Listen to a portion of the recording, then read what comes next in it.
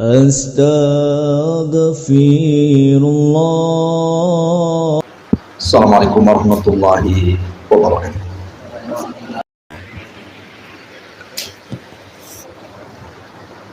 Alhamdulillah wassalatu wassalamu ala rasulillah wa ala alihi wa sahbihi wa mawalah wa la hawla wa la quwata illa billahi wa ba'd. Alhamdulillah, segala puja dan puji hanya milik Allah subhanahu wa ta'ala. Salawat dan juga salam kita hadiahkan kepada Rasul kita Nabi besar Muhammad sallallahu alaihi wa ala alihi wasallam. Hadirin dan hadirat yang dimuliakan Allah azza wa jalla, alhamdulillah di pagi menjelang siang ini kita bisa duduk berthalabul ilmi di rumah tahfidz Ar-Rahman Batu Besar, karena memang belum ditentukan kitab apa yang akan kita bahas untuk kajian di rumah tahfidz ini. Maka sebagai penyemangat, maka kita akan membahas tentang ahammiyatu thalabil ilmi, pentingnya menuntut sebuah ilmu. Di dalam Al-Quran, tepatnya pada surah At-Taubah ayat 122, Allah subhanahu wa ta'ala berfirman, wa ma kana al-mu'minuna liyanfiru kafatan falawla nafara min kulli firqatin minhum ta'ifatun liyatafaqahu fid din waliyunziru qaumahum idza rajau ilaihim la'allahum yahdharun. Allah subhanahu wa ta'ala mengatakan tidak layak bagi seorang mukmin untuk pergi semua berperang di jalan Allah subhanahu wa ta'ala. Mengapa tidak pergi dari tiap-tiap kelompok di antara mereka beberapa orang untuk memperdalam agama mereka dan untuk memberi peringatan kepada kaumnya apabila mereka telah kembali kepadanya, supaya mereka itu dapat menjaga diri-diri mereka. Dari ayat ini Allah subhanahu wa ta'ala hendak menjelaskan fadlul ilmi, keutamaan sebuah ilmu, di mana Allah subhanahu wa ta'ala tidak memerintahkan seluruh manusia untuk jihad. Maksudnya jihad dengan fisik, berperang melawan orang-orang kafir di medan peperangan. Tetapi hendaklah sebagian mereka tidak ikut serta dalam jihad, kemudian mereka belajar supaya mereka bisa pulang ke kampung halaman mereka memberikan peringatan tentang ilmu agama mereka. Padahal kita tahu bahwa jihad itu maksudnya jihad dalam pertempuran itu jelas keutamaannya mati syahid. Bahkan orang yang mati syahid itu masuk surga tanpa hisab. Walaupun besarnya keutamaan berperang di jalan Allah sampai Rasul mengatakan sanamul Islam, Islam yang tertinggi, artinya jihad di jalan Allah. Tetapi Allah mencela kalau semua berangkat ke perang jihad tetapi sebagian mereka tidak ada yang belajar. Makanya Allah mengatakan wa ma kanal mu'minuna liyanfiru kafatan. Tidak patut bagi seorang mukmin itu untuk pergi semua berperang. Tapi hendaklah di antara mereka adalah yang tidak ikut perang tetapi menyibukkan dengan belajar, supaya bisa pulang ke kampung halaman mereka mengajarkan agama. Dan ini yang berlaku di tengah-tengah para sahabat Nabi. Waalaikumsalam. Abu Dzar Al-Ghifari radhiyallahu anhu, Ada seorang sahabat yang sangat mulia, Abi Dzar. Dulu memang kalau kita melihat sejarah Abi Dzar Al-Ghifari ini luar biasa, karena memang dia dulunya seorang penjahat dari kabilah Al-Ghifari. Tetapi Allah Subhanahu wa taala berikan hidayah kepada Abi Dzar ini, kemudian belakangan masuk Islam. Dan Nabi SAW merintahkan Abi Dzar untuk berdakwah di kabilah. Dan Abi Dzar Al-Ghifari banyak peperangan yang luput bagi dia. Padahal peperangan itu kan luar biasa di zaman itu, banyak para sahabat yang mereka menangis gara-gara tidak ikut jihad. Bahkan orang-orang yang tidak cukup umur saja ingin perang di zaman itu, seperti Abdullah ibn Umar, Rafi ibn Khadij, Abu Sa'id Al-Khudri, itu kan ingin terlibat di perang Badar. Tapi karena usianya masih 14 tahun, ditolak olehnya, nangis anak-anak itu. Tetapi Abi Dzar Al-Ghifari dilarang Rasul untuk ikut terlibat jihad, malah disuruh berdakwah di kaum.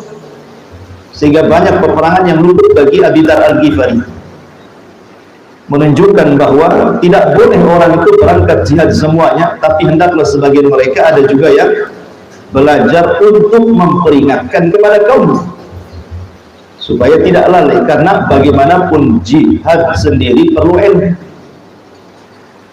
Kalau orang berjihad tanpa ilmu, nanti jihadnya asal-asalan.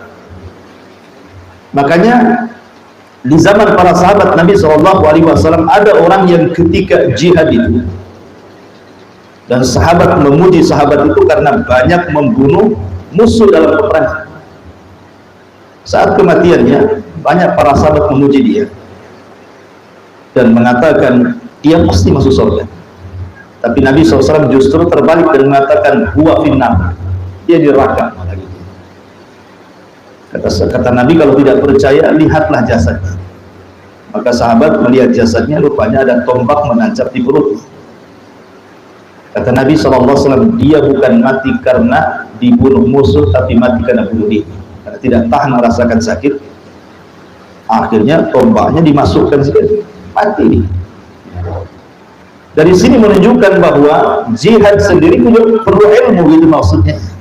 Makanya kenapa Allah sendiri melarang dalam surah At-Taubah ayat 122 ini, tidak boleh orang berangkat semua jihad, tetapi hendaklah sebagian mereka ada yang belajar juga, mempelajari agama supaya bisa memperingatkan umatnya. Ini juga diantara bentuk fadlul ilmi, keutamaan ilmu. Baik, ma'asyiral muslimin wal muslimat rahimani wa rahimakumullah. Kalau kita melihat beberapa sejarah para ulama, maksudnya para ulama salaf, kisah-kisah yang masyhur ya di zaman para sahabat, adalah kisah Jabir bin Abdullah radhiyallahu anhu. Itu masyhur bagi para talabatul ilmi, hafalah kisah ini. Dan Jabir bin Abdullah radhiyallahu anhu mendengar hadis dari sahabat Rasul di kota Madinah. Hadisnya adalah yuhsyaruna yaumal qiyamah khufatan uratan ghurlan bu'man. Jadi manusia pada hari kiamat itu akan dibangkitkan tidak dihitan, telanjang tanpa pakaian, kemudian tidak membawa alas kaki di kaki, dan juga tidak membawa harta di badan. Sebenarnya Jabir bin Abdullah radhiyallahu anhu ini sudah mendengar hadis ini langsung dari sahabat di kota Madinah. Masalahnya, sahabat yang mendengar hadis ini tidak mendengar langsung, itu saja masalahnya. Tetapi mendengar dari seorang sahabat yang bernama Abdullah ibn Unais. Lah, Abdullah ibn Unais pula tinggal di Syam. Jadi Jabir bin Abdullah radhiyallahu anhu ketika itu mendengar bahwa sahabat yang langsung mendengar dari Nabi SAW itu bukan sahabat yang ia dengar di Madinah. Maka dia menyediakan perbekalan untuk berangkat dari Syam, dari Madinah ke Syam. Itu kan perjalanan 1 bulan pakai unta di zaman itu ya. Hanya ingin memastikan. Jabir ini bukan berarti tidak percaya dari sahabat yang ia dengar. Masalahnya di zaman ini, para ulama salaf itu sangat mendahulukan sanad ulu dibandingkan sanad nazil. Dalam ilmu hadis Ada namanya sanad ulu, ada sanad nazil. Jadi sanad ulu artinya yang lebih dekat dengan Nabi. Kalau sanad nazil itu kan jauh dari Nabi. Mungkin dia mendengar dari orang yang mendengar dari orang yang mendengar dari Nabi, itu disebut nazil. Tapi kalau mendengar dari orang yang langsung mendengar dari Nabi, itu sanad ulu. Jadi semakin dekat dengan Nabi itu disebut ulu, semakin jauh dari Nabi disebut nazil. Dan ulama dulu itu sangat memuliakan sanad nazil, sanad ulu dibandingkan sanad nazil. Makanya Jabir bin Abdullah radhiyallahu an itu dia ingin mendengar langsung dari orang yang langsung mendengar dari Nabi. Namanya Abdullah ibn Unais radhiyallahu an. Masalahnya dia berada di Syam. Berangkat dia coba dari Madinah ke Syam hanya memastikan apakah engkau betul-betul mendengar langsung dari Nabi. Setelah berjumpa dengan Abdullah ibn Unais, iya saya langsung mendengar dari Nabi. Sudah selesai, pulang. Hanya gitu saja, coba ingat. Padahal perbekalan dari Madinah ke Syam ini bukan sedikit. Harus mempersiapkan untanya, kemudian jalannya 1 bulan safar di padang pasir. Kan harus bawa bekal pulang perginya. Hanya untuk memastikan sanad loh, bukan matan hadis, karena matan hadisnya sudah tahu. Kalau kemudian para sahabat sangat luar biasa sampai ke masalah sanad saja, bukan isinya, ya, menunjukkan bahwa ilmu di zaman itu sangat diagungkan sekali. Kemudian setelah betul-betul Abdullah bin Unais mendengar langsung dari Nabi, pulang lagi ke Madinah. Subhanallah, luar biasa. Ya. Ini sama dengan kisah Abi Ayyub Al-Ansari, kurang lebih. Abi Ayyub Al-Ansari ini sama juga mendengar hadis dari Nabi SAW, tetapi tidak mendengar langsung, mendengar dari sahabat lain. Bunyi hadisnya, man satara musliman satarahullahu yaumal qiyamah. Barang siapa yang menutup aib seorang muslim, Allah tutup aib dia pada hari kiamat. Rupanya sahabat yang mendengar ini tidak langsung mendengar dari Nabi, tetapi dia mendengar dari sahabat namanya Uqbah ibn Amir. Lah Uqbah bin Amir berada di Mesir. Sementara Abi Ayyub Al-Ansari itu ada di Madinah. Bayangkan, Mesir ke Madinah itu bukan perjalanan sebentar, lebih jauh dibandingkan Syam, ya. Tetapi Abi Ayyub Al-Ansari karena ingin mendapatkan sanad ulu sekali lagi, maka dia berjalan dari Madinah ke Mesir hanya ingin berjumpa dengan Uqbah ibn Amir, memastikan saja apakah engkau hai Uqbah mendengar langsung dari Nabi. Iya katanya, sudah pulang lagi. Kali ini itulah kehebatan para sahabat Nabi sallallahu alaihi wa ala alihi wasallam. Ma'asyiral muslimin yang dimuliakan Allah Subhanahu wa taala. Baik, sedikit kita akan jelaskan tentang dalil-dalilnya. Walaupun sebagian kita sudah sering dengar, tapi tidak mengapa, hanya untuk menyegarkan ingatan kembali, ya, tentang dalil-dalil pentingnya thalabul ilmi. Di dalam Al-Quran ketika Allah Subhanahu wa ta'ala menceritakan tentang kisah Nabi Allah Adam alaihi salatu wassalam, Allah Subhanahu wa ta'ala mengatakan, wa idh qala rabbuka lil malaikati isjudu li Adam fasajadu illa iblis. Dan ketika Rabbmu berfirman kepada para malaikat, sujudlah kalian kepada Adam, maka semua malaikat sujud kecuali iblis. Lah kenapa kemudian Allah Subhanahu wa ta'ala merintahkan para malaikat sujud kepada Adam? Dan apa yang dimaksud sujud di sini? Ada yang mengatakan maksudnya sujud penghormatan, sujud ta'zim, bukan sujud ibadah, ya, karena sujud ibadah tidak boleh diberikan kecuali kepada Allah. Dan di zaman itu biasa menghormati orang dengan sujud. Ada juga yang mengatakan maksudnya sujudnya para malaikat kepada Adam itu, Adam dijadikan kiblat, sama dengan kita menjadikan kiblat Mekah gitu ya, dalam sholat kita sujud hanya untuk dijadikan kiblat saja. Maka Adam itu dijadikan kiblat oleh para malaikat. Ada juga yang mengatakan seperti itu. Tapi persoalannya bukan masalah sujudnya. Persoalannya adalah kenapa Allah Subhanahu wa ta'ala merintahkan para malaikat untuk sujud, seolah-olah Adam lebih mulia dibandingkan para malaikat. Padahal malaikat jelas-jelas kan ibadul mukram, ya, mereka tidak pernah maksiat, wa yaf'aluna ma yu'mar. Rupanya rahasianya adalah karena ada pengetahuan yang tidak dimiliki para malaikat yang Allah anugerahkan kepada Adam, di mana Allah mengatakan wa 'allamal wa 'allama Adamal asma'a kullaha. Ini rahasianya di sini. Jadi Allah Subhanahu wa taala mengajarkan kepada Adam nama-nama semuanya. Terjadi khilaf para ulama tafsir ketika apa yang diajarkan Allah kepada Adam. Ada yang mengatakan bahwa Adam diajarkan oleh Allah segala sesuatu yang ada di alam semesta ini yang tadinya tidak ada penyebutan nama, akhirnya ada penyebutan nama. Hal ata 'alal insan lam yakun syai'an madhkura. Bukankah telah datang kepada manusia sesuatu yang dulu belum ada penyebutannya, baru kemudian ada penyebutan bintang, langit, bumi, matahari, laut, hutan, pohon dengan segala jenisnya, ikan dengan segala jenisnya, akhirnya ada nama-namanya. Ya. Lah siapa yang mengajarkan nama-nama ini kepada Adam? Allah. Sehingga tidak ada alam semesta kecuali ada namanya. Dan yang pertama diajarkan nama-nama itu adalah Adam, dan itu belum pernah diajarkan kepada para malaikat. Ini satu pendapat.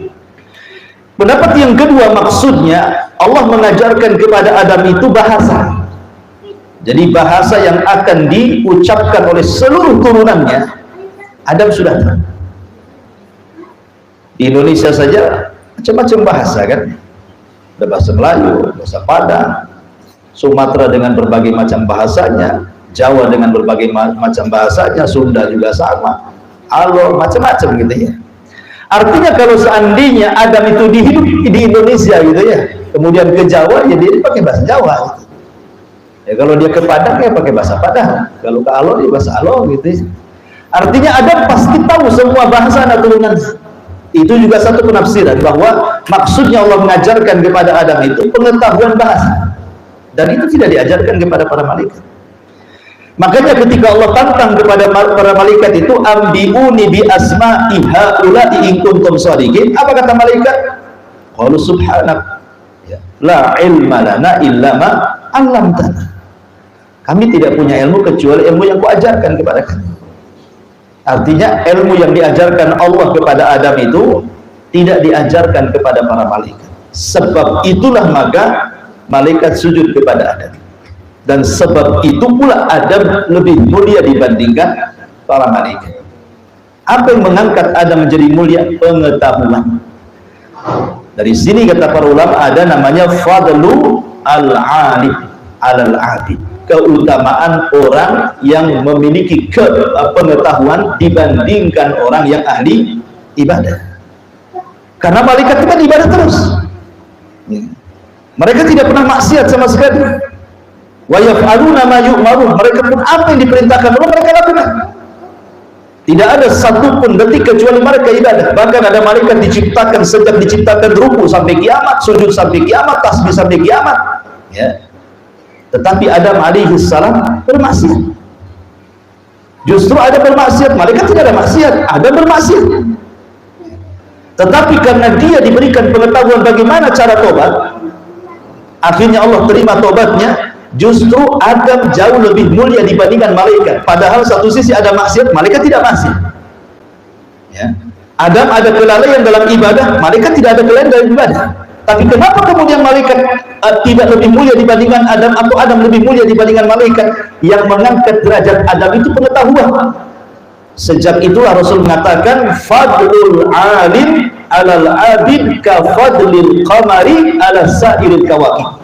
Keutamaan orang alim dengan ahli ibadah itu seperti keutamaan bulan dibandingkan ribuan para bintang. Bintang itu tidak ada yang tahu jumlahnya kecuali Allah. Tetapi sebanyak-banyaknya bintang di langit tak juga menerangi bumi. Tapi satu bulan ketika datang purnamanya, satu saja bumi sudah terang. Begitulah kata Nabi SAW, keutamaan orang alim di antara ahli ibadah. Ya. Ini istinbat hukum dari kisah Nabi Allah Adam alaihi salatu wassalam. Karena begini, ikhwan, ahli ibadah ini, karena mereka tidak memiliki pengetahuan, hanya semangat ibadah saja, terkadang mencelakakan diri mereka. Ingat dalam kisah yang disebutkan dalam kitab Riyadhus Shalihin, Imam Nawawi rahimahullah ta'ala mencantumkan kisah tentang rajulun qatala, seseorang yang membunuh 99 jiwa, kan ma'ruf kisahnya ya. Ya, jadi seorang laki-laki yang membunuh 99 jiwa. Jadi orang ini mendapatkan hidayah Allah Subhanahu wa taala, kemudian ingin tobat. Ingin tobat, datanglah kepada seorang rahib, karena di zaman itu kan harus bertanya kepada siapa? Memang agama yang paling benar sebelumnya Yahudi, setelahnya Nasrani, Islam kan datang belakang. Sehingga mereka datang kepada sang rahib dan mengatakan, adakah tobat bagi? Walaupun sang rahib ini ahli ibadah, tapi kan tidak punya pengetahuan, sehingga akhirnya berfatwa dengan fatwa yang salah.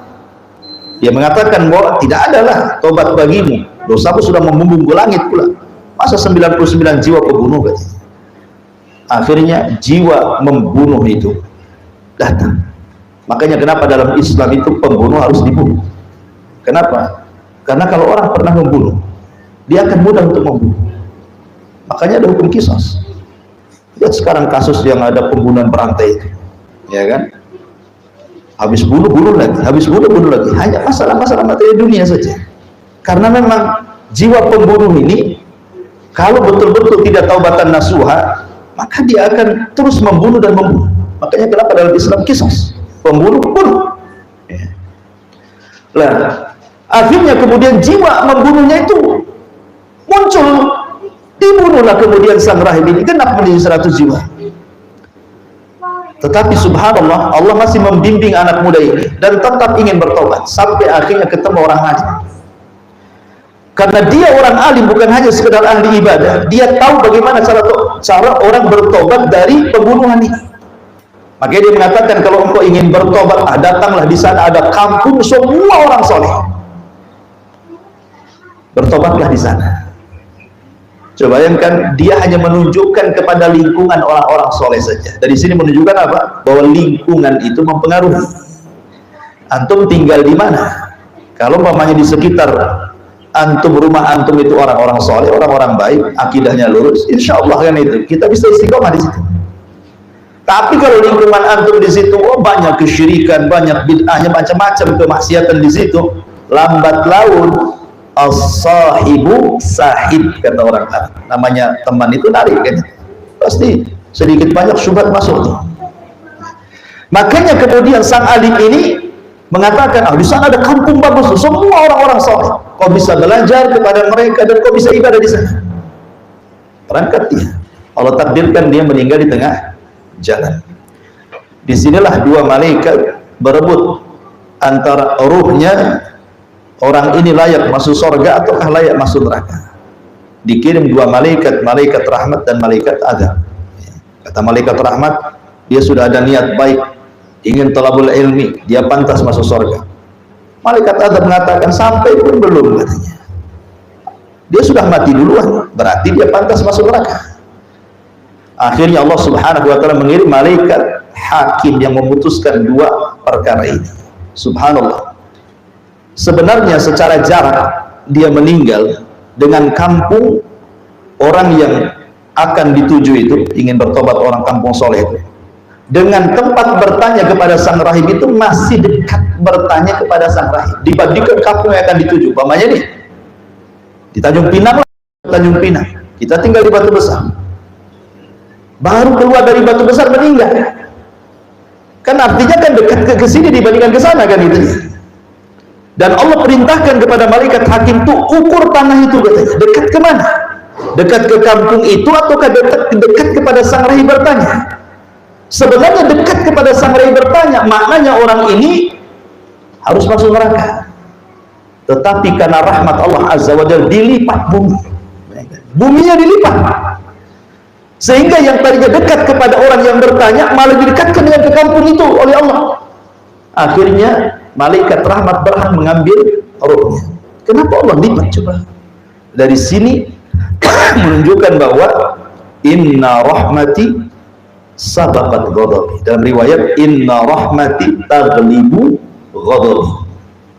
Allah berfirman dalam hadis qudsi, rahmatku mendahului kemurkaan. Dalam riwayat rahmatku mengalahkan kemurkaan. Harusnya kan dia masuk neraka kan? Karena Allah mengatakan mana dekat. Kalau dekat kepada yang bertanya, masukkan ke neraka. Kalau dekat ke kampung yang dituju, masukkan dia ke surga. Rupanya lebih dekat ke yang bertanya.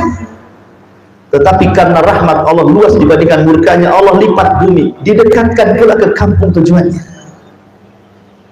Makanya penting di sini seseorang itu mengiringkan perkara keburukan dengan kebaikan, supaya yang baik ini mengalahkan yang buruk. Sering saya nasihatkan perkataan Zubair bin Awam radhiyallahu an, man istata'a minkum an yakuna khibbun min amalin salihin falyaf'al. Barang siapa di antara kalian yang bisa melakukan amalan yang tidak diketahui kecuali Anda dengan Allah saja, lakukan. Jadi kalau kita bisa melakukan amalan, orang tidak tahu, hanya kita saja dengan Allah yang tahu, maka itu bisa untuk mengalahkan perbuatan-perbuatan maksiat yang tidak ada yang tahu kecuali kita dengan Allah saja. Ya, makanya kalau di zaman sekarang, saya kira orang yang melakukan maksiat yang tidak terang-terangan itu lebih banyak dengan adanya alat komunikasi kan, dengan handphone, entah HP yang kita lihat itu, entah aurat yang kita lihat, entah gambar yang tidak pantas dilihat kita lihat, entah film, entah sinetron, entah apa ya, entah baca-baca berita hoax, macam-macam lah di handphone ini. Dan itu kan tidak tahu kecuali antum dengan handphone saja kan. Mana ada yang tahu? Apa yang antum lihat istri sebelahnya tak tahu. Nah, itu namanya dosa yang tidak terang-terangan, yang hanya kita dengan Allah saja kan yang tahu. Dan ini bahaya. Karena ada hadis Nabi SAW mengatakan nanti pada hari kiamat ada seorang laki-laki yang membawa dosa pahala sebesar gunung Tihamah. Allah hancurkan dengan apa? Maksiat yang tidak terang-terangan gitu. Makanya Zubair bin Awam mengatakan kalau kita bisa melakukan amal soleh yang tidak terang-terangan, lakukan supaya amal soleh yang tidak terang-terangan ini bisa mengalahkan dosa yang tidak terang-terangan juga. Karena dosa yang tidak terang-terangan mendatangkan murka, sementara amalan yang tidak terang-terangan mendatangkan rahmat. Dan hadis tadi mengatakan rahmatku mengalahkan kemurkaanku. Baik, ma'asyiral muslimin yang dimuliakan Allah Azza wa Jalla, ini kisah yang kedua. Kisah yang ketiga di dalam surah Al-Kahfi. Di situ banyak kisah yang Allah Subhanahu wa taala cantumkan. Salah satunya kisah apa? Kisah Nabi Allah Musa dan Khidir. Itu yang ma'ruf, ya. Jadi suatu ketika Musa ini berceramah di hadapan Bani Israel. Tiba-tiba adalah salah seorang Bani Israel nyeletuk kepada Musa, "Ya Musa, ada enggak orang yang paling alim dibandingkan kamu?" Kata Musa alaihi salatu wasallam, "Tidak ada. Tidak ada orang alim melebihi aku." Ucapan Musa ini sebenarnya benar, karena memang di zaman itu tidak ada orang yang lebih mulia dibandingkan Nabi Musa. Benar ucapannya. Tetapi kesalahan Nabi Musa itu, dia tidak mengucapkan insya Allah, itu saja. Harusnya Musa mengatakan insya Allah tidak ada. Tidak ada yang lebih alim dibandingkan diri. Tapi Musa meninggalkan kalimat insya Allah, kemudian menunjukkan fitrah manusianya. Namanya Musa manusia juga, bukan malaikat kan? Ada sisi manusianya kan? Ada sisi kibernya gitu ya. Ya, besar dirinya masih ada sisi kemanusiaannya itu. Tidak ada orang lebih alim dari aku, kata Musa. Kalau seandainya Musa mengucapkan insya Allah, tentu Allah Subhanahu wa taala tidak akan menghukumnya. Tetapi karena Musa tidak mengucapkan insya Allah, tidak mengaitkan masyiah kepada Allah Subhanahu wa taala, bahwa selama ini yang memberikan pengetahuan Allah, sebab itulah atabahullahu azza wa jalla, Allah menghukum Nabi Musa dan mengatakan, "Ya Musa, ada orang yang memiliki pengetahuan yang engkau tidak tahu." Dalam pengetahuan tertentu maksudnya, ya. Karena kan tidak ada di dunia ini manusia sempurna semua tahu, nggak ada. Nggak ada orang di dunia ini yang punya pengetahuan semua tahu, itu nggak ada. Karena dulu ada orang sombong di Mekah. Jadi saking sombongnya, dia mengatakan apa? "Is'aluni kulla syai'in sa'ajibu," katanya. tanya kepadaku segala sesuatu, aku bisa menjawabnya, katanya. Kan sombong. Akhirnya dia duduk di sekitar Ka'bah, datang orang Badui datang, orang jahil gak sekolah. Dia mengatakan, ini sa'iluk, katanya. Oke, saya akan tanya kamu, katanya. Dia mengatakan, aina am'a'un namal, katanya. Saya tanya sama kamu, di mana tempat kotorannya semut itu? Kan kalau kita nyembelih kambing, kan ada usus besarnya yang bulat itu, gitu ya. Kan keluar tuh dari perut kambing itu. Usus besar tempat kotoran semut itu di mana letaknya? Di mana? Dia orang Badui ngomongnya sembarang dia. Ini sa'ilu kama, aku tanya kamu, aina am'a'un namal? Mana temboloknya semut itu yang di dalam perut itu? Sebelah mana letaknya? Di kepalanya ke, di ekornya, di tengah, di mana? Gitu kan. Jadi terbit. Itu orang sombong. Katanya engkau mengetahui segala sesuatu. Kalau ditanya kau bisa jawab. Sekali ditanya temboloknya semut aja tidak tahu, katanya. Itu orang sombong. Jadi tidak ada manusia yang tahu segala sesuatu, tidak ada. Pasti dia tahu sesuatu, terkadang tidak tahu sesuatu. Karena manusia itu kan tidak sempurna ilmunya kecuali hanya Allah saja. Ilmu yang diperbutkan manusia itu seperti burung yang nuki ke lautan kemudian menegur satu teguk, itulah satu teguk air itulah yang kemudian menjadi rebutan satu dunia manusia. Dengan satu teguk itu adalah profesor, dokter, penemu, macam-macam gitu ya. Jadi ilmu kita ini tidak seberapa dibandingkan ilmu Allah. Makanya ketika Nabi Musa tidak mengucapkan insya Allah, atabahullah, Allah atab dia, Allah hukum dia. Akhirnya kata Allah ada di sana, namanya Khidir. Khidir sendiri diperselisihkan soal Nabi atau bukan masalahnya. Ada yang mengatakan Khidir Nabi, ada yang mengatakan dia rajulun saleh, kan itu. Walaupun pendapat yang kuat wallahu alam Khidir itu adalah Nabi. Ya, dia putra seorang raja. Salah satu mukjizatnya adalah dari nama dia sendiri. Khidir itu diambil dari khadra. Khadra itu artinya hijau. Jadi kalau dia singgah di tanah tandus, tempat singgahnya itu tumbuh rumput, tumbuh tanaman, jadi hijau. Makanya disebut Khidir. Yalah itu mukjizat. Makanya Khidir wallahu a'lam dia seorang nabi. Tapi kan ada khilaf. Apakah dia rajul saleh ataukah dia nabi minal anbiya, kan itu. Tetapi Nabi Musa alaihi salatu wasallam diperintahkan Allah untuk belajar kepada orang yang jauh di bawahnya, yang diperselisihkan kenabiannya atau bukan. Makanya wajar para ulama hadis mengatakan la yaqbulul ilma, seseorang itu belum dianggap cerdas di dalam menuntut ilmu kecuali dia bisa mengambil amman fauqahu wa amman dunahu wa amman siwahu, kan itu. Kita bisa mengambil ilmu dari orang yang lebih tinggi ilmunya atau lebih rendah ilmunya atau setara ilmunya. Ya. Itulah orang cerdas. Jadi orang cerdas itu dia bisa mengambil ilmu dari orang di atasnya atau di bawahnya atau setara dengannya. Ya. Begitulah kata para ulama hadis. Lah Nabi Musa ini belajar kepada orang yang di bawahnya. Ya enggak mungkinlah Khidir dengan Musa disetarakan. Ya. Musa ulul azmi, ya kan? Minar rusul. Dia kalimullah dan dia nabi yang paling masyhur dari nabi-nabi Bani Israel. Bahkan Tauratnya menjadi pegangan seluruh para nabi setelah meninggalnya. Bahkan Injil sendiri dia hanya penyempurna Taurat. Injil sendiri itu penyempurna Taurat.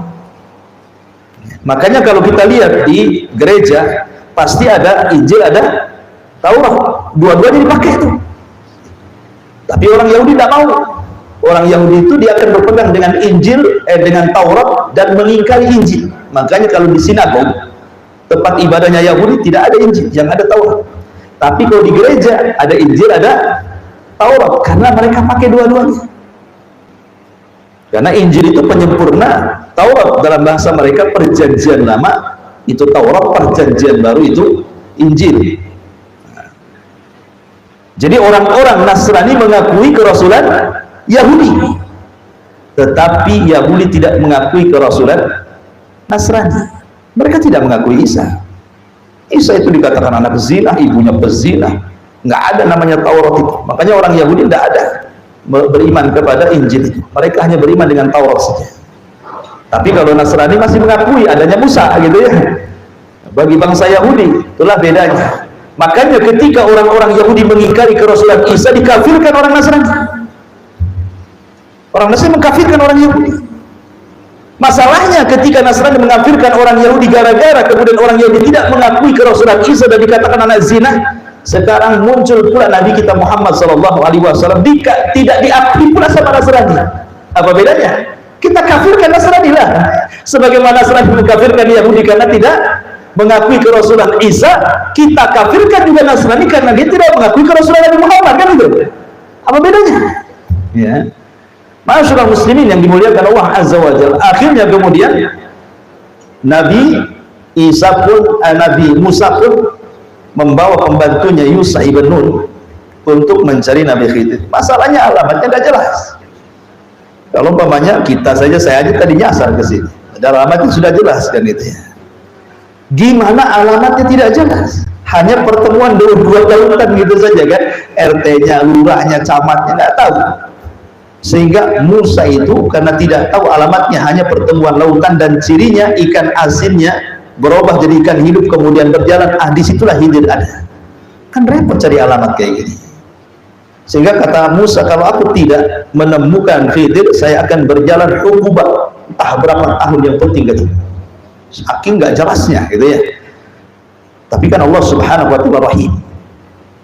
Tentu dengan hikmahnya dia tahu Musa harus mengarah ke mana. Akhirnya entah berapa tahun Musa pun berjumpa dengan Khidir. Belajar Musa dengan Khidir. Walaupun pelajarannya aneh gitu ya. Ya, bolongin kapal, kemudian bunuh orang, anak kecil dibunuh dia, rumah roboh nggak jelas siapa penghuninya, tiba-tiba kemudian benerin gitu ya. Padahal mereka sedang kelaparan. Ya, harusnya kan cari rumah yang rusak, ada jelas penghuninya, kita benahi, dapatlah upah. Ini rumah rusak, tidak jelas penghuninya, tiba-tiba disuruh diperbaiki sementara mereka sedang lapar kan itu. Ini apa pelajarannya ini? Ya.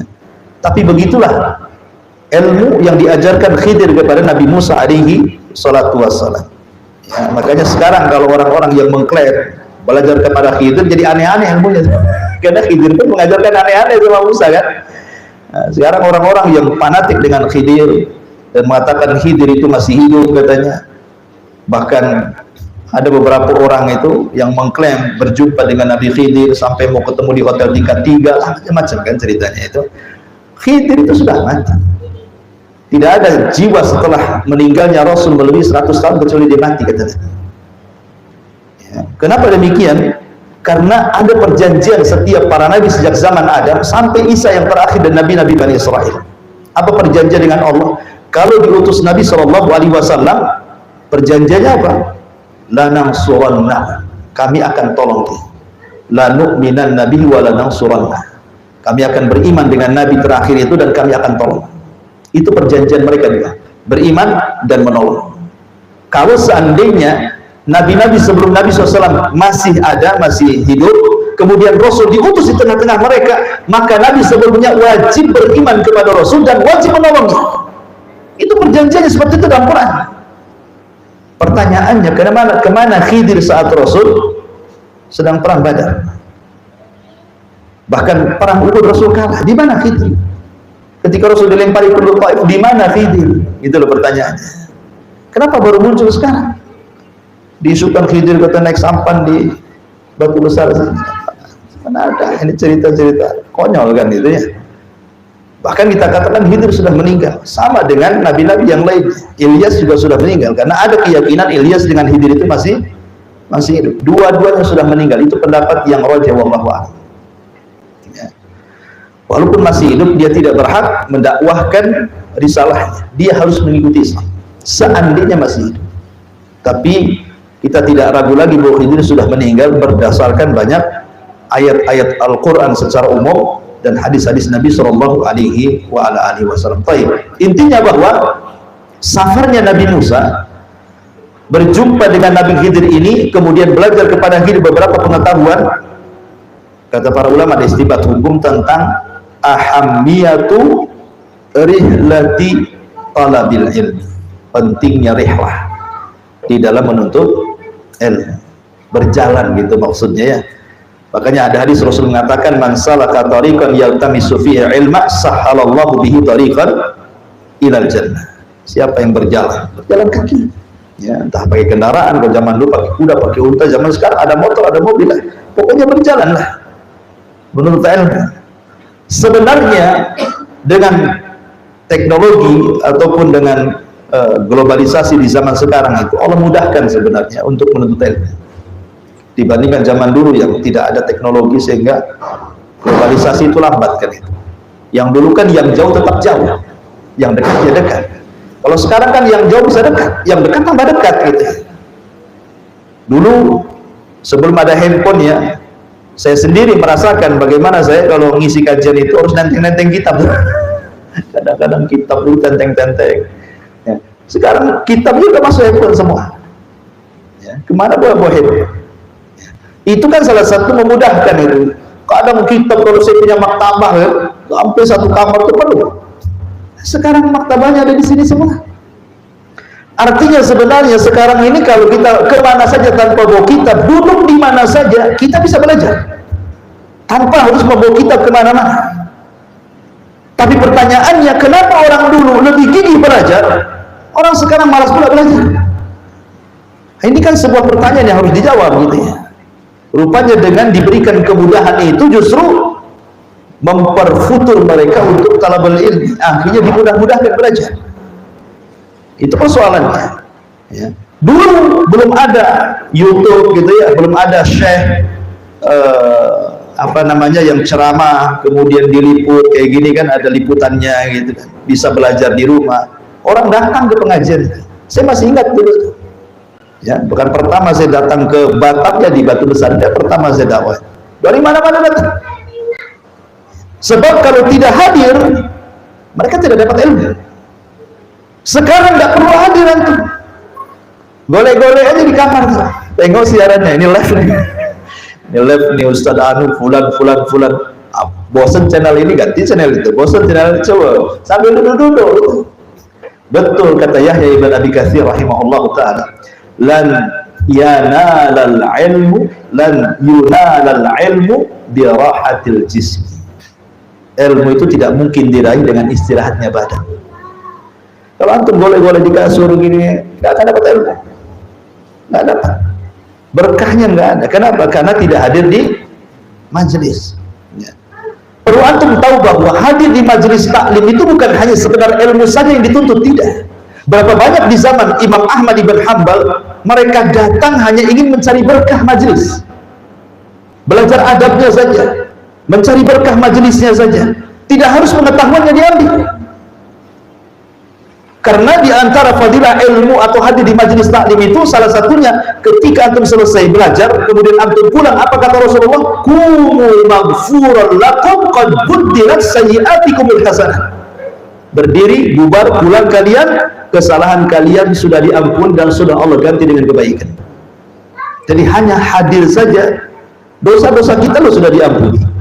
Padahal kita ini setiap hari berdosa kan itu. Mata memandang yang haram, telinga mendengar yang haram, otak pula pikir yang haram, kaki pula melangkah ke tempat haram. Kadang kita nulis-nulis yang haram, macam-macam. Setiap hari kita berbuat dosa dan sedikit kita istighfar.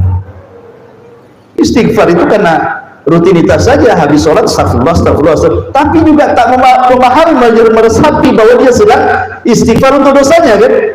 Dia hanya menyangka ini kan dikira sholat, baca gitu saja. Maksiat jalan, istighfar malas. Maka sebenarnya tanpa harus istighfar, hadir aja di majelis taklim. Itu sudah dikatakan oleh Nabi, qumu maghfuran lakum. Bubar kalian, Allah sudah ampuni dosa kalian. Nah, selesai. Hanya duduk saja di majelis taklim, dosa kita sudah hilang. Dan lebih hebat lagi, yang memintakan ampun akan dosa-dosa kita ini siapa coba? Semua malaikat, bahkan ikan yang di dasar lautan, bahkan semut-semut yang di dalam lubang, bahkan hewan-hewan, semua bertasbih. Tasbihnya hewan kepada kita apa? Istighfar, memintakan ampun akan dosa-dosa kita kepada Allah Subhanahu wa ta'ala yang ada di majelis taklim itu. Itu tasbihnya hewan, belum lagi malaikat. Ya. Saya astaghfiruhul malaikah, malaikat akan minta ampun, memintakan ampun kepadanya. Kan luar biasa, hanya hadir saja di situ. Ya. Yang ngantuk Ustaz, yang ngantuk juga sama lah insya Allah. Yang tidur sama, bismillah saja. Daripada yang nggak ikut, kan itu ya di rumah ngapain? Makanya semua itu kan ditanya ya kawan. Ini kita ini ngaji jam 10, hampir setengah 11 tadi. Di waktu yang sama, jam segini ini, apa yang dilakukan manusia di luar sana coba? Maksudnya selain yang sibuk bekerja, selain yang sakit lah ya. Artinya mereka tidak kerja, mereka tidak sakit. Ngapain coba mereka? Di waktu yang sama ketika kita mengadakan majelis taklim di sini coba. Ya entah apa mereka lakukan. Ada sebagian mereka lagi maksiat, ya kan? Ada yang sedang main-main, ada yang macam-macam kan? Semua akan ditanya. Ya. Masyaallah muslimin yang dimuliakan Allah Azza wa Jalla. Intinya bahwa pentingnya rihlah talabul ilmi bagi kita. Berapalah jauh dari sekitar sini datang kemari dibandingkan dulu para ulama. Apa di zaman dulu ada hujan?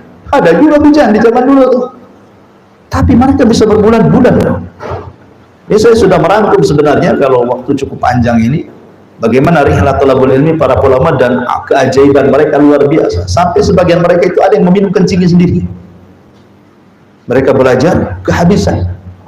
Ya, saya contohkan ya. Jadi saking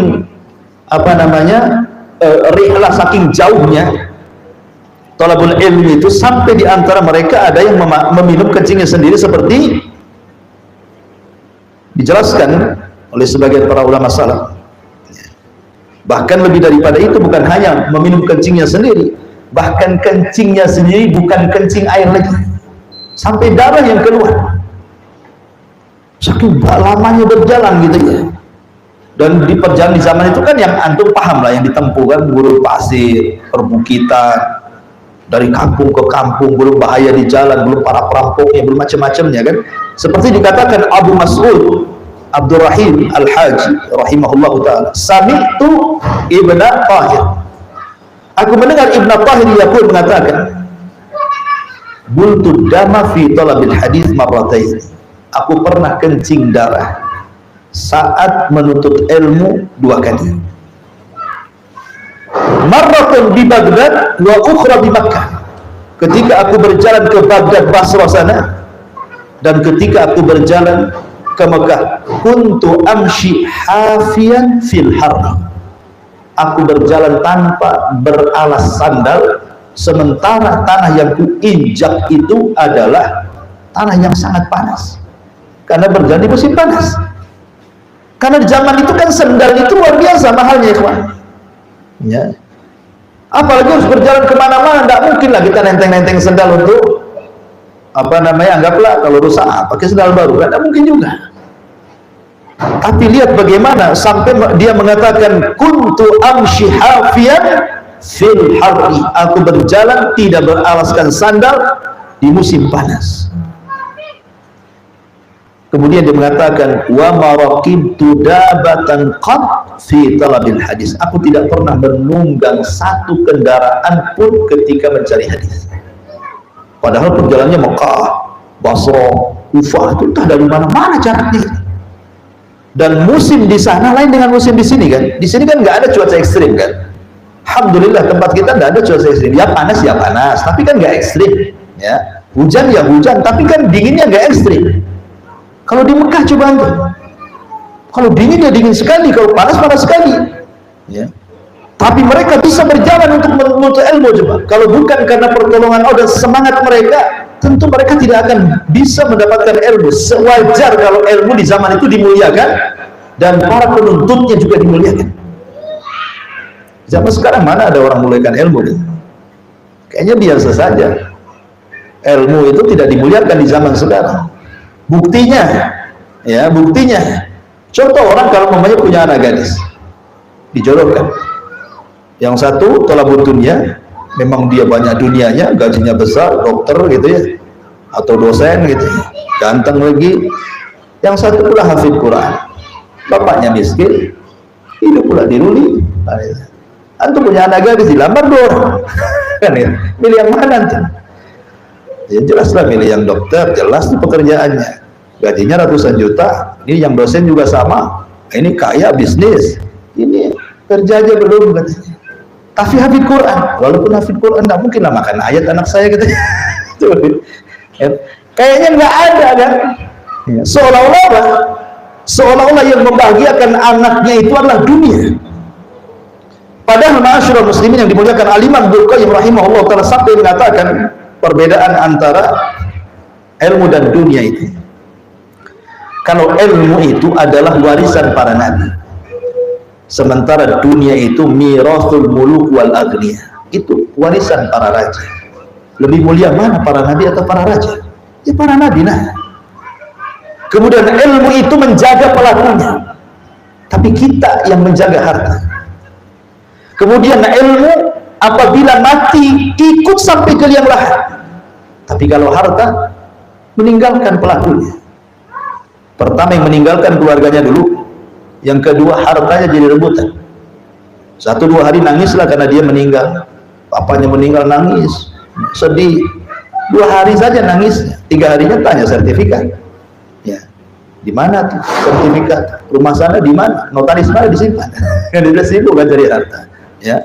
Kemudian ilmu itu menghakimi harta. Yang menghakimi harta itu ilmu. Keluarkan zakatnya sekian. Ilmu yang menghakimi harta kan, tapi harta tidak bisa menghakimi ilmu. Kemudian ilmu tidak bersyarikat kecuali hanya orang yang beriman. Yang punya ilmu itu hanya orang yang beriman. Tapi harta bersyarikat, orang mukminnya, orang fajirnya, Fir'aunnya, Namrudnya, Qarunnya, Nabi Sulaimannya, semua bersyarikat, ya. Apa yang membedakan coba? Tidak ada yang membedakan kemuliaan itu kecuali ilmu. Kalau harta tidak bisa, karena bersyarikat mukmin dan kafir masalahnya. Kemudian juga ilmu, kata Imam Ibnu Qayyim rahimahullahu taala, yahtaju ilaihil muluk, dibutuhkan para raja. Ilmu itu dihajatkan para raja. Tapi orang yang berilmu kadang-kadang tidak mau dekat-dekat dengan penguasa. Contoh, di zaman Abu Hanifah, salah satu murid Abu Hanifah yang paling terkenal siapa? Abu Yusuf. Itu paling terkenal. Abu Yusuf itu orang miskin. Bapaknya sudah meninggal, anak yatim, hidup sama ibunya, bekerja di pasar. Itu pun sekali kerja hanya untuk 1 hari makan. Besoknya harus kerja lagi. Tetapi Allah takdirkan Abu Yusuf kecil ini cintakan dengan ilmu. Kalau selesai kerja walaupun capek-capek, anak kecil ini selalu datang ke majelisnya Abu Hanifah. Selalu datang ke, seperti itu. Ibunya tidak tahu kalau dia selalu datang ke majelisnya Abu Hanifah setelah bekerja. Jadi suatu hari entah kenapa dia tak mau kerja, malah hadir di majelisnya Abu Hanifah. Marahlah ibunya. Didatangilah majelisnya Abu Hanifah itu dan mengatakan, afsadta ibni, kau sudah rusak anak gua, ya Abu Hanifah. Ditarik tangannya, ayo kerja. Kau makan apa kau tak kerja, katanya. Dia bilang, afsadta, kau sudah merusak anakku, katanya. Kata Abu Hanifah kepada ibunya Abu Yusuf ini, biarkanlah anakmu belajar sama saya. Tidak, katanya, kalau dia tidak bekerja kita tak akan makan. Kata Abu Hanifah, sudah begini, berapa penghasilanmu sehari? Sekian dan sekian. Begini, saya akan berikan penghasilanmu setiap hari, tetapi biarkan anakmu Abu Yusuf belajar. Deal? Kata ibunya, ya sudah kalau begitu terserahlah, katanya. Akhirnya Abu Hanifah ngasihlah penghasilan sehari berapa, nggak usah kerja ibunya, kasih uang ke ibunya, anaknya baru belajar. Ya. Salah satu ucapan Abu Hanifah kepada ibunya Abu Yusuf itu, wahai Ummu Yusuf, biarkan anakmu belajar di tempatku dan aku pastikan anakmu akan memakan falujah. Falujah itu tidak dimakan kecuali seorang khalifah. Itu makanan enak kan? Yang makan falujah itu tidak dimakan kecuali seorang khalifah. Orang-orang biasa nggak mungkin makan. Itu makannya menteri. Di zaman itu ngakaklah ibunya. Kayaknya Abu Hanifah ini buat canda kan itu. Gimana nggak ngakak diketawa? Abu Hanifah cari makan yang sulit, tak falujah pula, katanya. Gitu kan? Mau makan aja sulit, kau pula cerita falujah, katanya. Pergi ibunya. Akhirnya subhanallah, setelah Abu Yusuf ini lama belajar dengan Abu Hanifah, akhirnya mewarisi seluruh ilmu Abu Hanifah, dan dialah abrazu min kalami Abi Hanifah. Di antara murid yang paling senior, yang paling meresap pengetahuan ilmu Abu Hanifah, ya Abu Yusuf namanya. Dia menyebarkan mazhab Hanafi kemana-mana. Ya. Jadi suatu ketika setelah dia jadi ulama besar, mewarisi ilmu pengetahuan, di zaman itu kan khalifahnya siapa? Harun ar-Rasyid. Di zaman Abu Hanifah, Bani Umayyah itu dipimpin Harun ar-Rasyid. Jadi Harun ar-Rasyid meminta kepada Abu Hanifah untuk diutus muridnya menjadi qadhi. Maka bagi Abu Hanifah tidak ada yang layak menjadi qadhi kecuali siapa? Abu Yusuf. Dikirimlah Abu Yusuf, dia yang layak jadi qadhi. Akhirnya Abu Yusuf jadilah qadhi di kerajaan Harun ar-Rasyid. Subhanallah. Karena Harun ar-Rasyid ini, ya, Harun ar-Rasyid atau Umar bin Abdul Aziz, antara dua ini, ya, antara bin Abdul Aziz atau antara Harun ar-Rasyid, saya kurang tahu ya, kalau nggak salah Umar bin Abdul Aziz kalau nggak salah ya. Wallahu a'lam, antara dua ini. Yang jelas bahwa jadi Abu Yusuf ini diundang ke istana karena sudah menjadi qadhi masalahnya kan, diundang ke istana. Subhanallah, karena khalifah ini sangat muliakan ulama, diletakkan pula di sampingnya. Kemudian datanglah hidangan-hidangan para raja, para menteri. Salah satu hidangan yang dihidangkan di hadapan khalifah itu adalah falujah. Falujah itu. Jadi kata khalifah, ya Abu Yusuf, ya, kul, makan, kata. Jadi Abu Yusuf ini nengoklah falujah makanan itu, tertawa dia di majelis itu, tertawa dia. Jadi khalifah bingung lah, kenapa kau tertawa? Makan, katanya. Apa ini kurang enak, kurang lezat makan? Kata Abu Yusuf, wallahi, katanya, aku teringat dengan kisah lama dengan makanan ini, katanya. Diceritakanlah dia dulu masa kecil ketika ibunya ngamuk-ngamuk di depan Abu Hanifah, dan Abu Hanifah mengatakan, wahai Umma Yusuf, biarkan anakmu belajar di sini, ujamin dia akan memakan falujah nanti, katanya. Makanya diketawa. Dan aku memandang Abu Hanifah punya firasat yang tidak bisa dilihat mata, hanya bisa dilihat di hati, dan menjadi sebuah kenyataan, ya.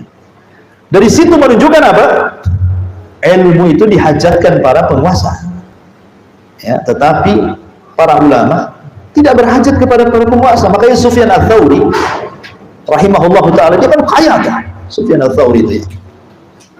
Apa kata Sufyan ats-Tsauri? Dikatakan, ya Sufyan, engkau kan ulama yang banyak menasihati tentang pentingnya zuhud, gitu ya. Tapi kau kaya, kan? Jadi yang bertanya ini, dimuliakan Allah Subhanahu wa ta'ala, disangkanya zuhud itu tidak boleh kaya, gitu maksudnya. Jadi disangkanya zuhud itu ya orang yang pakai pakaian compang-camping, gitu ya, makannya nasi karak, gitu ya, hidupnya sederhana, itulah zuhud. Itu yang kemudian disangkakan orang yang bertanya kepada Sufyan ats-Tsauri dan mengatakan, ya Imam, kau selalu mendorong kami untuk zuhud, tapi kau kaya, katanya. Apa jawaban Sufyan ats-Tsauri? Dia mengatakan, likai la atamandalu alal muluk, bahasanya. Likai la atamandal itu dari mindil itu artinya lap, ya, lap tangan itu, kain lap itu disebut mindil, ya, dalam bahasa Arabnya. Likai la atamandal, maknanya supaya aku tidak mengelak penguasa, bahasa kitanya tidak menjilat penguasa. Kenapa harus aku kaya, kata Sufyan ats-Tsauri? Kalau aku miskin nanti aku mendekat penguasa hanya untuk mencari 1-2 dinar kemudian menjilat mereka. Oh tidak, aku tidak akan menjilat para penguasa, makanya harus kaya. Kalau aku kaya, kapan-kapan aku mengeritik penguasa, terserah saya. Yang batil dikatakan batil, yang hak dikatakan hak, karena penguasa tidak ada income kebaikan bagiku, katanya. Aku sudah kaya. Gitu ya, Sufyan ats-Tsauri menunjukkan ilmu itu tidak berhajat kepada penguasa, penguasa yang berhajat kepada para ulama. Itulah bedanya ilmu dengan harta. Ma'asyiral muslimin yang dimuliakan Allah Azza wa Jalla. Kemudian kata Imam Ibnu Qayyim rahimahullah taala, ilmu tatasyarraf an-nafs, memuliakan jiwa. Tenang, mau hidup di mana saja orang punya ilmu itu sama. Mau hidup di luar penjara, mau hidup dalam penjara, semua sama bagi para ulama. Tapi yang punya harta, ketika dia di luar penjara, oh senang, masuk penjara stres. Ingat kisahnya Al-Burmuki, ya, seorang menteri yang dipenjarakan oleh Khalifah Umar bin Abdul Aziz Al-Burmuki. Seorang menteri, orang kaya, masuk penjara gara-gara korupsi itu. Anak dengan bapaknya.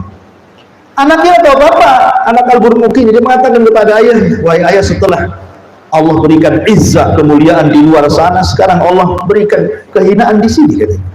Apa kata Al-Burmuki kepada anaknya, bunai, boleh jadi, katanya, kita berada di sini ini karena doa-doa yang pernah kita zalimi melesat ke langit, Allah ijabah.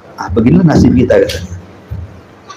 Karena biasanya kalau jadi penguasa itu apa? Lebih cenderung apa? Kalau dia tidak adil, pasti menzalimi. Penguasa cuma dua sifatnya kan, adil atau kagak, zalim. Cuma dua sifatnya penguasa itu. Kalau dia adil, subhanallah, setiap doa-doanya membuka pintu langit. Kalau dia adil. Tapi kalau dia zalim, maka ingat rakyat di bawahnya mencaci, memaki, menghina, melaknat. Boleh jadi itu doa-doa rakyat yang dizalimi melesat ke langit. Karena doa orang yang dizalimi itu bukan hanya datang dari orang mukmin, orang kafir sekalipun Allah akan tolong dia. Bukan karena kekafirannya, karena dia dari pihak yang dizalimi. Ya. Makanya kenapa kemudian ilmu itu menenangkan hati. Mau dimanapun antum ditaruh, kalau sudah punya ilmu, pasti antum akan qanaah, bersyukur akan pemberian Allah Subhanahu wa taala. Kemudian ilmu juga kata Imam Ibnu Qayyim rahimahullahu taala, yasta'biduhu mahabbuhu wa sahibuhu fayaj'aluhu 'abdan lahu. Kalau ilmu, kalau harta, pasti akan menuntut pemiliknya menjadi hambanya, akan menghambakan harta. Tapi kalau ilmu, tidak mungkin dia akan menghambakan dirinya kepada harta, pasti dia akan menghambakan dirinya kepada Allah. Ilmu itu menjadikan orang ini menghambakan diri kepada Allah. Harta menjadikan orang itu menghambakan diri kepada harta. Kan banyak orang yang berpikir sebelum kaya nih, nanti kalau sudah kaya saya ingin sedekah, ingin bangun ini, bangun itu, membantu fakir miskin. Kenyataannya setelah kaya, bukan dia yang mampu untuk mengelola harta, harta pula yang menyetir dia. Harta dia. Akhirnya dengan harta ini nggak jadi ke majelis taklim. Nah, ini ada kajian nih jam 10. Aduh, nggak bisa, masih kerja saya. Sayang nih kalau bisnisnya nggak diambil nih, katanya. Sayang ini, nanti 1 jam tuh saya perkirakan bisa 300.000 nih. Jadi harta itu yang menjadikan orang itu menjadi budak dia. Sama lah kalau orang demo tuh, kalau lihat antum orang demo tuh. Pertama demo silmi, damai, ya kan? Korlapnya masih bisa ngatur. Jangan sibuk ribut, harus bersih, nggak boleh buang sampah. Gitu. Teratur, damai, nggak boleh ribut.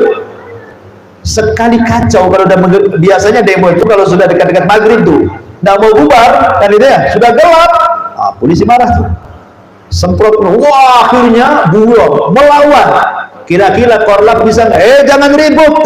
Nggak ada ceritanya. Mau dia putus pun orangnya ngomong-ngomong, nggak bisa nyetop orang kalau sudah ribut itu.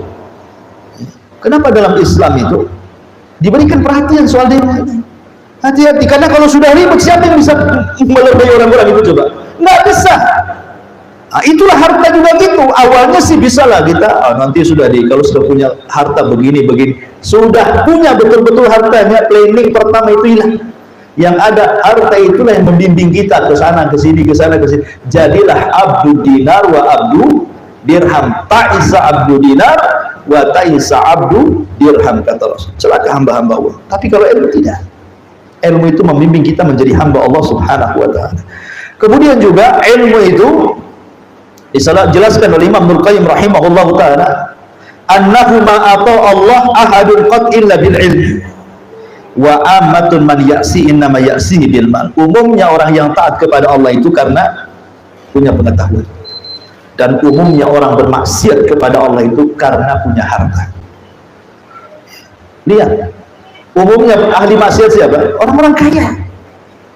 Kebanyakan ahli maksiat orang-orang kaya. Kenapa? Karena nas Quran, kalla innal insana la yatghu an ra'ahus taghna, kan itu. Sekali-kali jangan melampaui batas apabila Allah bentangkan kekayaan kepadamu.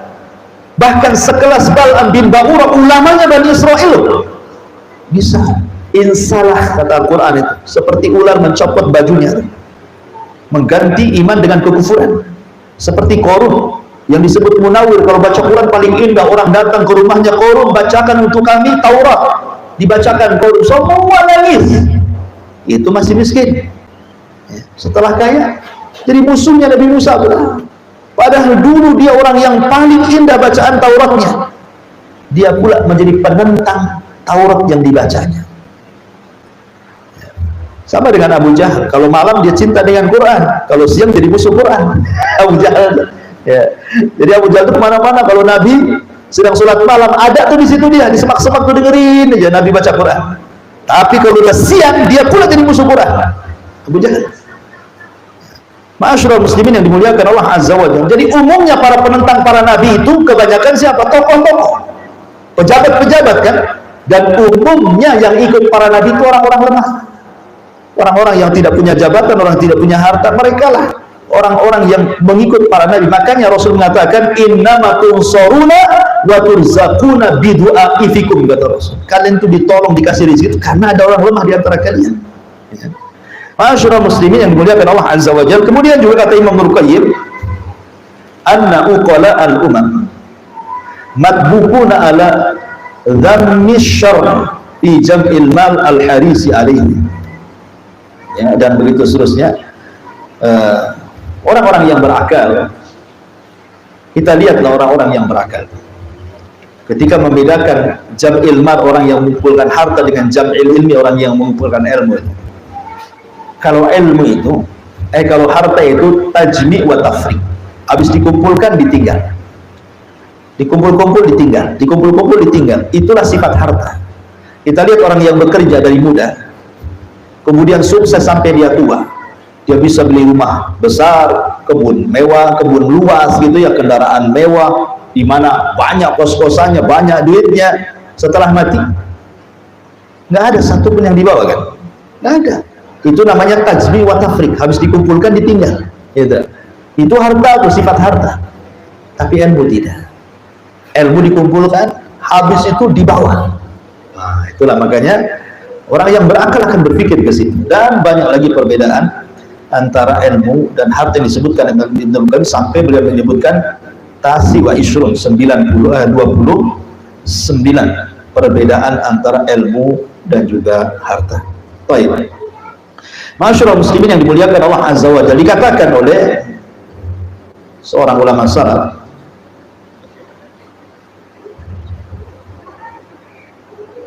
datang kepada Abu Hurairah radhiyallahu anhu seseorang dan mengatakan, inni uridu an ata'allamal ilm wa akhafu an udayyi'ah. Wahai Abu Hurairah, saya datang kepadamu ingin belajar ilmu karena saya takut aku bisa menyia-nyiakan ilmuku.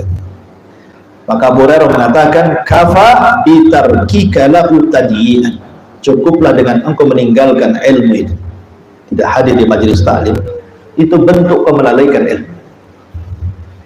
Jadi orang itu jangan merasa saya sudah senior, kan ada ya, udah lama, udah 10 tahun ikut sunnah, ya udah lama, bosan saya sudah hadir, sudah 15 tahun saya hadir di majelis taklim. Ya kalau sekarang saya sibuk dengan ini, ya antum aja yang baru-baru sana. Antum yang junior itu antum harus hadir. Aku ini udah senior kan itu ya. Kata Abu Hurairah, kafa bitarkika lahu tadyinan. Ya, ketika engkau cukuplah ketika kau tidak hadir lagi di majelis taklim, itu hakikatnya kau nyia-nyiakan ilmu. Karena bahaya ya Pak. Orang yang sudah tidak mau lagi hadir di majelis taklim ini. Apa kata Rasulullah ketika menjelaskan 3 orang yang masuk kemudian duduk paling depan, yang masuk kemudian duduk paling belakang, jadi masuk pula yang satunya. Kata Rasulullah, ala ukhbirukum binafaris salat, mau kabarkan 3 orang itu. Adapun yang pertama, fa'awallahu alaihi. Yang pertama masuk mendekat kepada Nabi, dia mencari perlindungan Allah, Allah lindungi dia, Allah jaga dia. Adapun yang kedua, malu dia, duduk paling belakang, cari tiang, bersandar. Fastahyallahu alaihi. Malu dia, Allah pun malu sama dia. Adapun yang ketiga ini bahaya. Fa'aradallahu alaihi. Ketika dia berpaling, tidak sempat masuk masjid, malah kemudian pulang tidak mau belajar, dia berpaling. Fa'aradallahu alaih, Allah palingkan sekalian. Bayangkan, Allah palingkan. Dan kalau Allah sudah memalingkan, siapa yang bisa berikan hidayah? Tak ada. Man yahdihillah fala mudilla lahu wa man yudlil fala hadiya lahu. Orang kalau sudah dapat hidayah, nggak ada yang menyesatkan. Tapi kalau sudah disesatkan Allah, nggak ada yang ngasih hidayah sama dia. Ketika Allah palingkan dia, siapa yang bisa memalingkan kembali ke masjid untuk belajar? Nggak ada. Dari sini kenapa Nabi SAW berhajat dengan doa ya muqallibal qulub tsabit qalbi ala din, sampai Ummu Salamah mengatakan, Rasul, itu saja doa yang kau baca itu. Ada apa dengan doa itu? Ya muqallibal qulub tsabit qalbi ala din gitu. Kata Rasul, ya Ummu Salamah, hatiku ini dipegang di atas jari jemari Allah. Kapan pun Allah menyesatkan bisa. Padahal seorang Nabi tidak mungkin disesatkan, tapi dia tahu bagaimana hati ini bisa berubah-ubah. Sesenior apapun antum dalam mengikuti ajaran sunnah ini, 20 tahun sudah hadir, habis itu ditinggalkannya. Yang memegang hati itu bukan kita, Allah loh ya. Sekelas Umar saja bawa Taurat, Rasul marah, lempar Umar Taurat itu. Nanti kau tersesat itu. Kau nggak yakin dengan ajaran yang kudatangkan kepada dengan putih bersih, taraktukum alal bayda lailuha kana hariha la yazibu anha ila hari, kata Rasul. Lalu tinggalkan loh dengan Islam ini terang benar, malamnya seperti siangnya, tidak berpaling kecuali sesat. Amutahawikun anta ya Ibnul Khattab. Kau sudah bingung wahai Ibnul Khattab, kata Rasul. Kalau sekelas Umar saja dikhawatirkan masalah dengan agamanya gara-gara memegang lembaran Taurat, apalagi kita ya. Kita tidak ada apa-apanya dengan Umar itu yang kebenaran mengalir di lisan dan hatinya. Kalau dia lewat di sebuah jalan, setan pun sama setannya yang lain, menunjukkan bahwa Rasul khawatir dengan agamanya dengan memegang Taurat itu. Apalagi kemudian merasa sudah senior, jarang hadir di majelis taklim, sibuk pula dia pakai handphone, masuk ke web orang Syiah, ya kan? Orang-orang Khawarij, orang-orang Qadariyah, Murji'ah, Mu'tazilah, macam-macam lah kelompok di web itu. Apa Anda menjamin bahwa syubhat tidak akan pengaruh? Tidak bisa, ya. Makanya karena hati kita itu di tangan Allah Subhanahu wa taala, suka-suka Allah, maka di akhir zaman itu Rasul mengatakan malamnya beriman, paginya kafir. Paginya beriman, malamnya kafir lagi kan? Kenapa? Yabi'una dinahu bi'aradin minad dunya. Karena mereka menjual agama dengan dunia yang murah, sibuk bekerja tapi lupa thalabul ilmi. Ingat kata Rasul kepada Handalah, walakin ya Handalah sa'atan sa'atan. Ingat wahai Handalah, buatlah waktu jadi dua. Kadang-kadang kau bekerja silahkan, tapi kadang-kadang hadirlah di majelis taklim, kata Nabi. Kenapa kemudian Rasul ngomong sama Handalah seperti itu? Karena ketika itu Handalah berpikir dia yang munafik. Rasul, apa sih munafik? Kenapa kata Rasul? Iya, saya kalau hadir di majelis taklim, kok cerita neraka surga adalah di pelupuk mata untuk surga neraka itu kayak nyata saja. Tapi kalau sudah pergi dari majelis taklimku, aku sibuk dengan keluarga, pekerjaanku, lupalah cerita surga neraka itu kan. Seolah-olah kau nggak pernah cerita kan? Apa sih munafik? Kata Rasul, tidak. Walakin ya Handalah sa'atan sa'atan. Enggak wahai Handalah, tetapi kalau bisa wahai Handalah, sekali-kali kau gunakan waktu untuk bekerja, sekali-kali gunakan waktu untuk belajar, gitu maksudnya. Supaya di luar syubhat banyak, masuk majelis taklim bisa ditepis. Nah, jadi kan balance hidupnya, seimbang. Tapi kalau cari dunia terus lupa di majelis taklim, syahwat itu di luar banyak, syubhat juga banyak di luar. Setan lebih hebat daripada kita, ya. Dari sini makanya kenapa para ulama itu sangat memberikan peringatan, hati-hati orang yang tidak pernah hadir di majelis ilmu.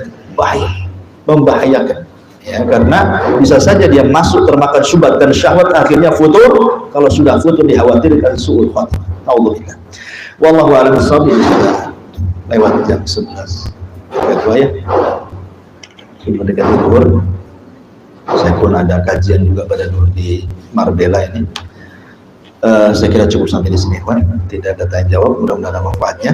Dan ini perdana, terserah nanti antum runding saja kira-kira kalau memang rutin ke depannya ya sebaiknya pakai kitab saja, ya. Jadi tertata pengajiannya kalau sudah kitab, ya kan. Ya, ini kan dicoba sebulan sekali, kata Abdul Haris ini. Nanti kalau memang ke depannya mau dijadikan rutin, sebulan 2 kali, ya. Karena kan biasa kita minggu di tempatnya Pak Edi kan, gitu ya. Ya, jadi kalau di sana sudah nggak ada lagi, ya mungkin bisa dialihkan ke sini, bisa jadi rutin gitu ya. Baik, subhanaka wa bihamdika, asyhadu an la ilaha illa anta, astaghfiruka wa atubu ilaik. Allah ta'ala. Assalamualaikum warahmatullahi wabarakatuh.